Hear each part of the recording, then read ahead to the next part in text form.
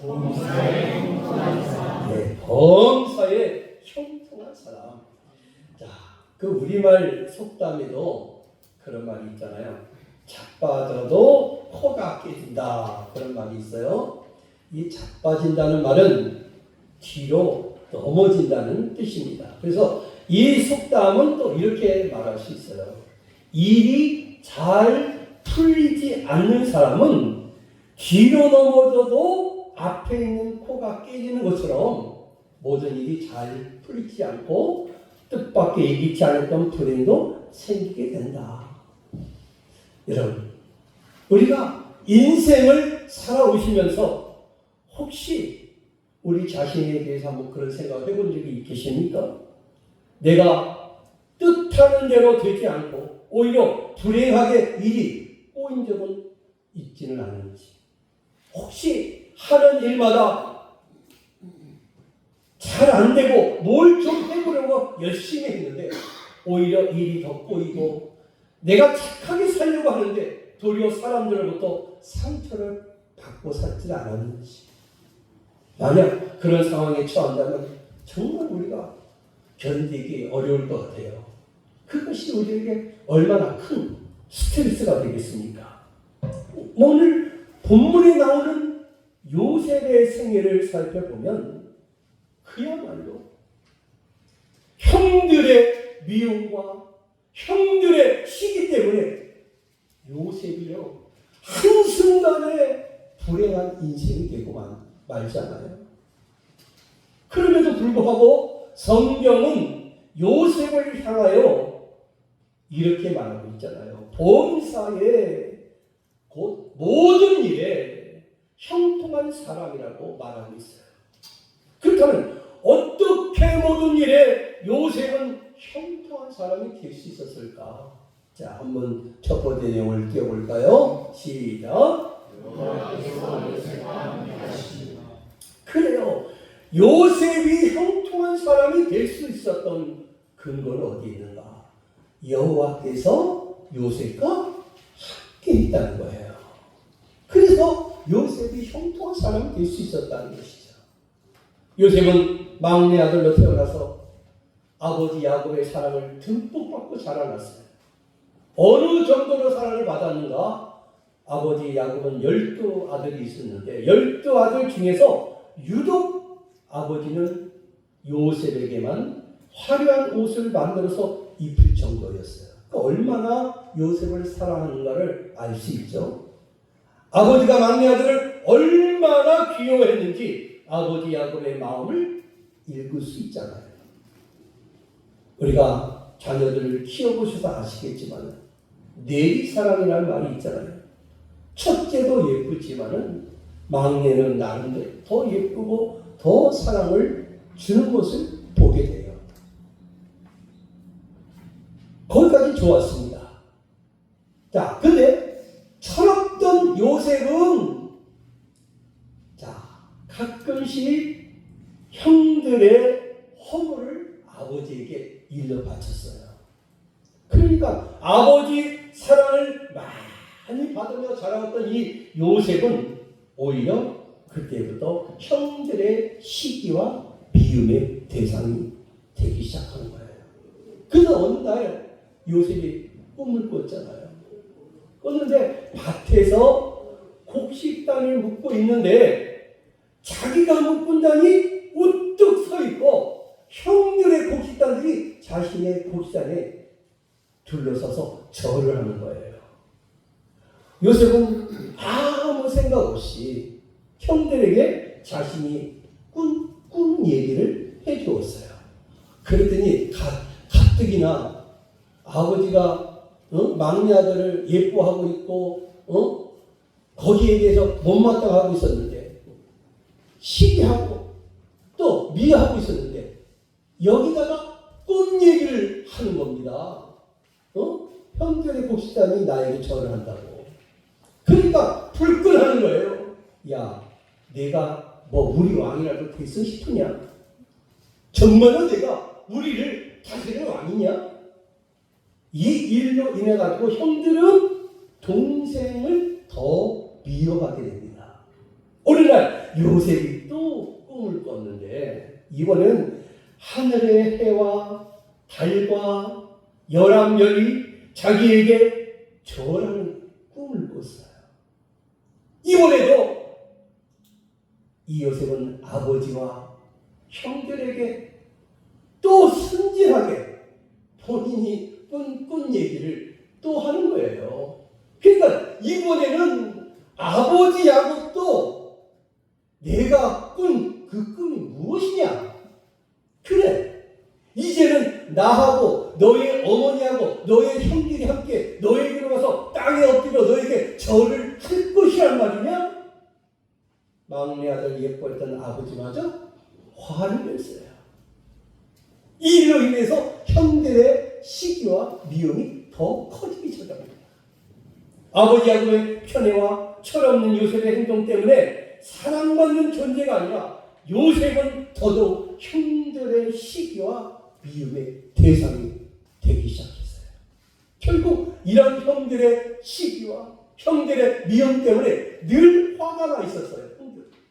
하루는 아버지가 심부름으로 양치는 형들에게 찾아온 동생 요셉을 형들은 이때를 놓치지 않았어요. 동생 요셉을 들판의 깊은 구덩이에 던져 죽이려고 했어요. 그러나 혈육을 죽이기보다는 마침 지나가던 미디안 상인들에게 이놈을 팔아버리자고 형들이 같이 상의한 거예요. 팔아버리자고. 그래서 유다의 주장에 형제들은 동의하고 은 20냥에 지금의 돈으로 따지면 한 400만 원 되더라도 이 동네를 팔아버렸어요. 그리고 형들은 요셉의 화려한 옷을 벗겨가지고 숫 염소 한 마리를 죽여가지고 거기다 옷에다 피를 옷에 바르고 아버지에게 말합니다. 요셉이 짐승에게 찢겨서 죽었다고 거짓말했어요. 아버지 야곱은 사랑하는 아들의 죽음 때문에 오랫동안 애통하게 되었어요. 이렇게 요셉은 졸지에 이제는 이집트의 노예로 넘겨져서 이집트 왕 바로의 시대장 보디발의 집으로 팔려갔는데 이때 나이가 17살이었어요. 그러면 청년이죠. 생각해보세요. 17세의 어린 나이에 형제들의 시기와 형들에도 시기와 미움 때문에 이집트에 팔려서 하루아침에 노예 신세가 되었어요. 그러니 얼마나 원통했겠어요. 누가 봐도 요셉은 불행한 사람이에요. 그럼에도 불구하고 자신이 형들의 시기와 미움 때문에 비록 종으로 팔려왔지만 요셉은 자기 자신의 모습을 단 한순간도 결코 불행하다고 여기지 않고 요셉은 오히려 더 성실하게 일을 했어요. 어디 가든지 그는 성실하게 일을 했어요. 요셉을 바라보았던 주인이 바로의 신하 경호대장 보디발은 요셉을 너무 좋게 봤어요. 그래서 이제는 자신의 신복으로 삼았어요. 그뿐 아니라 얼마나 요셉이 성실하게 일을 했는지 보디발은 집안의 모든 재산을 모두 맡겨갖고 관리인으로 삼을 정도로 요셉을 대단히 신뢰했습니다. 그리고 요셉은 주인이 자기를 인정해 준 만큼 요셉은 더 성실하게 주인의 일을 도왔어요. 그랬더니 보디발의 집이 더 잘 되는 거예요. 더 형통하게 되는 거예요. 그런데 그런 요셉에게 다시 뜻하지 않는 어려운 일이 찾아왔는데 주인 보디발의 아내가 자꾸 요셉을 눈짓하는 거예요. 신실로 가자고 유혹하는 거예요. 그러나 하나님을 믿는 요셉이 이 유혹에 넘어갈 수가 없잖아요. 요셉은 계속 거절했어요. 아예 보디발의 아내를 자꾸 피하자 어느 날 이 보디발 주인이 외출하는 틈을 타서 주인 아내가 먼저 요셉에게 접근했어요. 그리고 요셉을 붙잡았어요. 전에는 눈짓만 보내도 보냈던 것과는 강도가 틀렸어요. 이제는 요셉을 대놓고 가서 잡는 거예요. 요셉을 꽉 잡고 놓아주지 않는 거예요. 한마디로 보디발의 아내는 요셉의 몸을 탐했던 것이죠. 자, 이 사실을 눈치챘던 요셉은 거기 있을 수가 없잖아요. 급히 현장에서 자기의 겉옷을 먼저 버리고 그 자리에서 도망쳐 나왔어요. 그때 자기 뜻대로 되지 않자 보디발의 아내는 자기 스스로 모욕을 당했다고 생각하는 거예요. 그리고 보디발의 아내는 요셉에게 죄를 뒤집어 씌우기 위해서 큰 소리를 질렀어요. 큰 소리를 질렀어요. 저 노예 요셉이 자기를 겁탈하려고 해서 자신이 소리를 질렀더니 요셉이 놀라서 이 겉옷을 버려두고 도망갔다고 누명을 씌웠어요. 자, 그날 이렇게 들어온 자기 남편에게도 낮에 있었던 그 일을 남편에게 거짓으로 보여 바쳤어요. 이로 인해 요셉은요 또다시 억울하게 이제는 감옥에 갇힙니다. 거기는 한번 들어가면 나올 수가 없는 감옥이에요. 그 감옥에 갇히게 됩니다. 생각해보세요. 신실하게 정절을 지키고 주인에게 할 도리를 최선을 다하려고 했던 요셉에게 찾아온 것은 결국 뭡니까? 억울한 감옥살이였어요. 요셉은 감옥에 갈 이유가 전혀 없음에도 불구하고 주인 마님의 거짓말 때문에 요셉은 억울한 누명을 쓰고 또다시 감옥에 들어가게 됩니다. 세상적인 말로 표현하면 억수로 재수가 없는 사람이었어요. 생각해보세요. 요셉은 인생의 고비마다 자기 뜻대로 된 것이 아무것도 없었어요. 전혀 엉뚱하게 불행한 일을 만나고 있잖아요. 생각해보세요. 자기 친형제들에게 배신당해 깊은 구덩이에 던져진 것, 또 이스마엘 노예 상인들에게 팔려간 것, 그리고 바로의 경호대장 보디발 주인의 마님을 겁탈했던 억울한 누명을 쓰고 또 옥에 갇힌 것, 그의 삶 어느 것 하나 자기 뜻대로 된 것이 아무것도 없었어요. 한마디로 요셉의 모습은 한없이 바닥으로 떨어져 내려가는 신세였고, 아버지의 사랑을 받은 아들의 위치에서 이제는 형제들의 미움을 사서 저 깊은 구덩이로, 노예로, 죄수로 자꾸만 바닥으로 떨어지는 거예요. 그런데 더더욱 놀라운 사실은 이런 억세게 재수 없는 사람 요셉을 성경은 오히려 뭐라고 말하고 있습니까? 형통한 사람이다. 아멘. 형통한 사람이라고 성경은 기록하고 있어요. 자, 그래서 저는 이 찬양 이게 생각났었어요. 찬송가에 보면 이 찬양이 있어요. 믿음으로 사는 자는 하늘 위로 받겠네. 무슨 일을 만나든지 만사형통하리라. 무슨 일을 만나든지 만사형통하리라. 아멘. 여러분, 믿음으로 사는 자는요 하늘의 위로를 받는 거예요. 오늘 요셉은 억울한 누명을 계속 이제 당하잖아요. 계속 자기 자신의 뜻대로 되지 않지만, 그러나 요셉은요 어디에 있든지 성실했어요. 요셉은 늘 여호와 하나님을 바라보던 사람이었어요. 창세기 39장에 얼마나 많이 그런 표현하고 있는지 모릅니다. 개역성경을 한번 봅시다. 자, 한번 띄워보세요. 개역성경은 형통이라고 기록되고 있고요. 새 번역에서는 뭐라고 되어 있어요? 잘되게 돌보셨다. 여러분, 형통하게 됐다. 새 번역에서는 그 뜻을 풀어서 잘되게 돌보셨다는 거예요. 하나님은요 요셉이 잘되게 돌보셨어요. 앞길이 잘 열리도록 하나님이 돌봐주셨다는 거예요.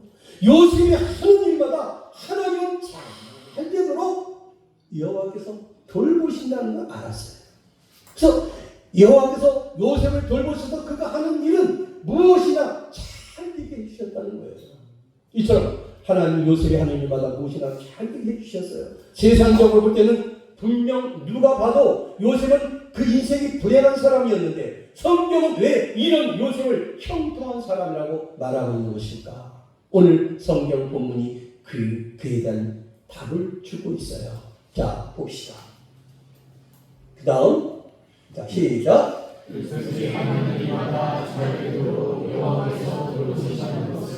그 다음, 또,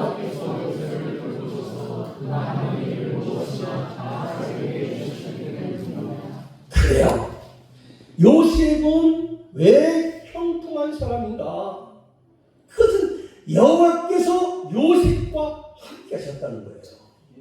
중요한 것은 하나님이 함께 하셨다는 것이죠.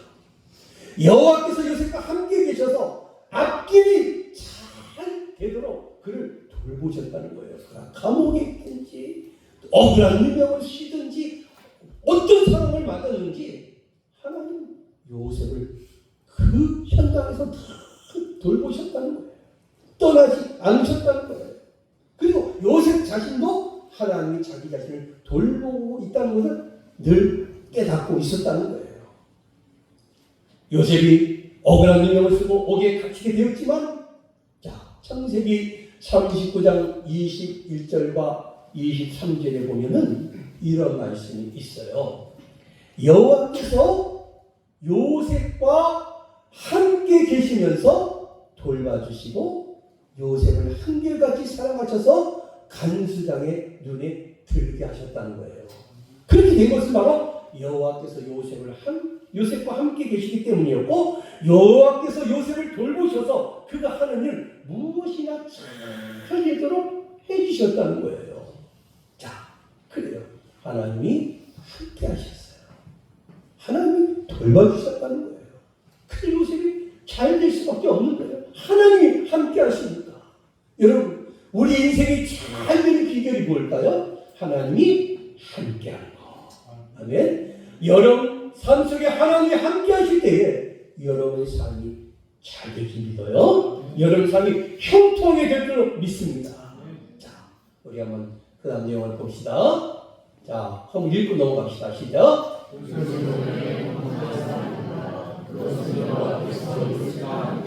그래요. 자, 그 다음 넘겨봅시다. 시작.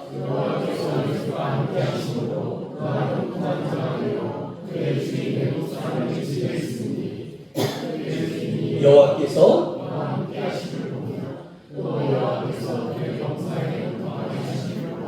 아멘. 그 다음에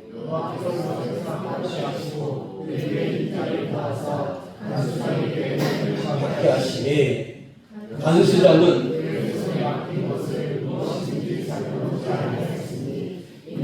여호와께서 함께 하시니라. 형통하게 하셨더라. 할렐루야. 하나님이 함께 하니까 형통하게 되는 거예요. 함께 하니까. 자, 두 번째 한번 봅시다. 시작. 성경에서 말하는 범사의 형통은 형통이란 무엇을 말하고 있습니까? 자, 여기서 얻을 수 있는 결론은 성경이 말하는 범사의 형통은 아무 고난도 없이 그저 편안하게 된다는 의미가 아니라는 거예요. 자, 봅시다. 첫째, 시작. 그래요, 여러분. 범사의 형통은 여러분 우리가 삶 속에 고난이 없이 편안하게 되는 것이 아니고요. 어떤 고난의 상황에서도 하나님이 함께 하시는 삶을 의미하는 거예요. 이게 세상의 형통의 개념과 전혀 다름을 보여주는 거예요. 세상의 형통을 말하자면 뭐예요? 노예로 팔리지 말아야 되잖아요. 그게 형통이에요. 요셉이 다시 자유를 이루고 집에 돌아오는 거예요. 이게 형통이에요. 세상적으로 표현하면. 형들이 또 사죄하는 거예요. 혹은 감옥에 갇힌 요셉이 누명을 풀려서 옥에서 나오고 주인 마님이 오히려 옥에 들어가야 돼. 근데 지금 그런 일이 일어나지 않고 있잖아요. 여기서 알 수 있는 것은 뭡니까? 그 다음 봅시다. 시작. 여러분, 뭐가 형통이에요? 고난 속에서도 하나님이 함께하는 것이 형통이라는 거예요. 고난 속에서. 여러분, 인생을 살다가 어려운 일이 있잖아요. 어려움 속에서도 하나님이 함께하는 것이 그게 형통이에요. 하나님 말씀하셨어요. 이사야서에 이 말씀을 이렇게 주셨어요. 시작. 내가 너와 놀라지 말라. 하나님, 내가 굳세게 하리라. 도와주리라. 붙들리라. 아멘. 이게 하나님 우리 이렇게 살아가신다는 거예요. 두려워하지 말라고 말씀하시잖아요. 세상 살다가 두려워하지 말라고 말씀하시잖아요. 왜? 너와 함께 한다고 말씀하시잖아요. 내 하나님이 된다고 말씀하시잖아요. 내가 너를 굳세게 해주겠다고 약속하시잖아요. 내가 참을 도와주겠다고 말씀하시잖아요. 나의 은은 오래서 너를 붙들어 주시겠다고 말씀하시잖아요. 여러분, 두려워하지 마십시오. 세상 살다가 두려워하지 마십시오. 하나님 함께 하십니다. 늘 함께 하심을 느껴야 돼요. 자, 마태복음에도 이런 말씀이 우리에게 주고 있어요. 시작. 볼지어다 함께 있으리라. 아멘. 내가 세상 끝날까지 항상 너희와 함께 있을 것이다. 두려워하지 말라는 거예요. 하나님 함께 하는데 왜 두려워합니까? 자, 전도자 요한계시록가 이런 말을 우리에게 남겼어요. 한번 읽어봅시다.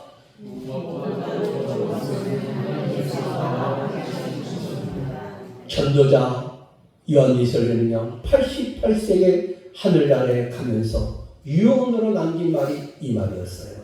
무엇보다도 좋은 것은 하나님께서 나와 함께 하시는 것입니다. 라는 유언을 남겼다는 것이죠. 여러분, 우리에게 좋은 것이 뭡니까? 하나님이 함께 하는 것이 좋은 것인 줄로 믿습니다. 여러분, 이것보다 더 좋은 게 어디 있겠어요? 성경이 말하는 범타의 형태 뭘까요? 두 번째 한번 띄워봅시다. 시작. 고난을 통해서 하나님 나라가 이루어지고 확장이 된다는 거예요. 어찌 보면 요셉의 고난은 오히려 미래의 사명을 위해서 한 걸음 한 걸음 준비되는 과정이었어요. 가만히 생각해 보세요. 요셉이 고난 없이 집에서 그냥 평안히 살았다면 어떻게 이스라엘의 구원이 이루어졌겠고, 요셉이 노예로 팔려가지 않았으면 어떻게 이집트 바로왕의 경호대장 보디발의 집에서 일할 수 있겠겠으며, 또 주인 마녀에게 누명을 당하지 않았다면 어떻게 왕의 지시대 감옥에 들어갈 가능성이 있겠어요? 요셉이 왕의 감옥에 갇히지 않았다면 어떻게 이집트 바로왕 앞에 설 수가 있겠어요? 요셉이 바로왕 앞에 서지 않았다면 어떻게 야곱 가족의 구원과 메시아의 탄생이 이루어질 수 있겠어요?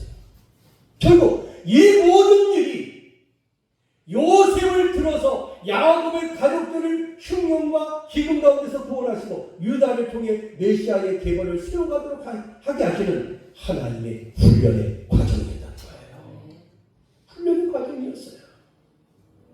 사랑하는 성도 여러분, 인생을 살아가면서 아픔을 당하고 시련을, 고통을 당하는 것, 이것 또한 여러분 훈련의 과정임을 잘 알아서 여러분 잘 견뎌낼 수 있기 바랍니다. 여러분 잘 견디세요. 잘 이겨나갔어요. 하나님은 이 고난의 과정을 통해서 저와 여러분에게 형통의 축복을 주실 줄로 믿으시기 바랍니다. 저와 여러분 모두가 비록 고난 가운데 있을지라도 하나님이 함께 하시면 문제가 없는 줄로 믿으시기 바랍니다. 자, 한번 봅시다. 시작.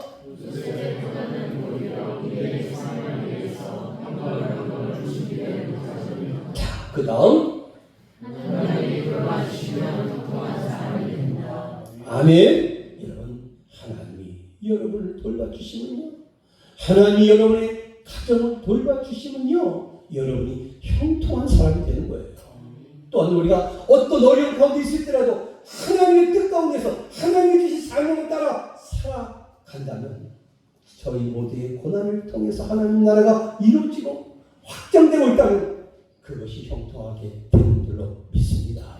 자, 마지막 세 번째 내용을 봅시다. 시작.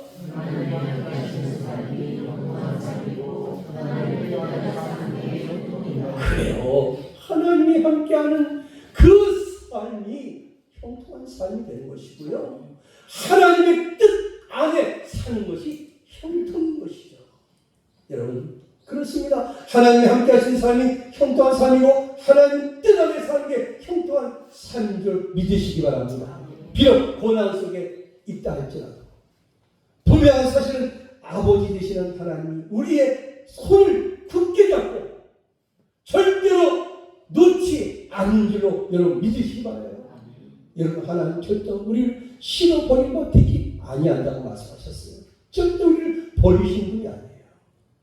우리는 택한 하나님의 백성들이잖아요. 하나님 우리를 택하셨단 말이에요.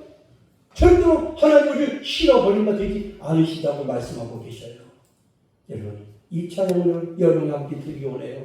주님, 우리의 손을 꼭 잡고 가소서.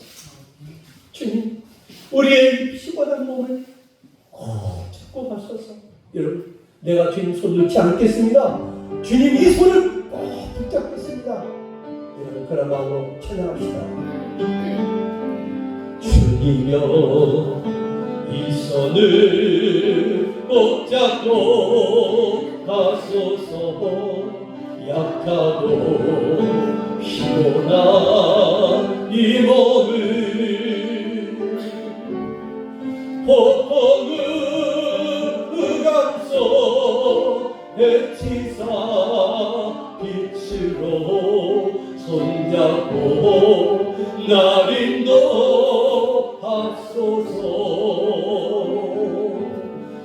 인생이 힘들고 고난이 겹칠 때 주님여 날 도와 주소서. 외치는 이 소리 귀 기울이시사 날 인도하소서. 그렇습니다. 우리 하나님은 졸지도 않고 주무시지도 않고 우리를 꼭 붙들고 계신 줄 믿습니다. 이렇게 우리의 손목을 꼭 붙잡고 함께 하시는 것이 전적인 하나님의 은혜인 줄로 믿습니다. 하나님 내 손을 잡아주실 때 저희 모두는 넘어지지 않고 반드시 다시 일어설 줄로 믿습니다. 그런데 더 확실한 방법은 우리도 그분의 손을 붙잡는 거예요. 하나님 나를 붙드시고 나도 하나님을 붙들고 우리 주님을 붙들고 살면 우리의 삶은 더 확실하고 든든한 삶이 될 줄로 믿습니다. 저희가 연약하여 손을 놓아도 결코 우리 주님은 우리의 손을 놓지 않을 줄로 믿습니다. 여러분, 많은 사람들이 어려움과 고난에 처하면 자기 자신의 비참한 위치에 초점을 맞추는 걸 보게 돼요. 그럴 때 대부분 어떤 기도하게 됩니까? 하나님, 빨리 이곳에서 저를 건져 주시옵소서. 기도하게 되잖아요. 기도는 간절한데 내용은 위치를 변화시켜달라는 부르짖을 뿐이었죠. 그러나 요새는 어느 상황에서도 잃지 않는 것이 있었는데 그것은 무엇인가? 한번 봅시다. 하나님 관계였는데요. 한번 띄워봅시다. 그 다음 내용 시작. 요셉은 어떤 상황에서도 위치보다 관계를 점검했는데 그 관계가 뭡니까? 하나님과의 관계였다는 겁니다. 비록 본인이 처한 위치는 노예였고 관계는 하나님과 함께하는 생활이었습니다. 위치는 감옥이었지만 요셉은 하나님과 함께하는 감옥 생활이었어요. 자, 함께 봅시다. 시작. 요셉이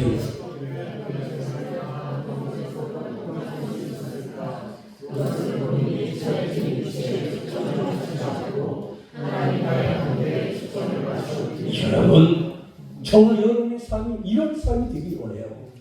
여러분, 우리의 처해진 그 상황의 위치에 여러분 초점을 맞추지 말고 이제는요 하나님과의 관계에 여러분 먼저 초점을 잘 맞추시기 바랍니다. 하나님 관계에 초점을 맞춰야 돼요. 그러면요 이것이 형통의 비결이 되는 거예요. 바로 요셉이 어떻게 요셉과 감옥에 성토할 수 있었을까? 그것은 본인이 처해진 환경에 거기에 초점을 맞추지 않고 있었다는 것이죠.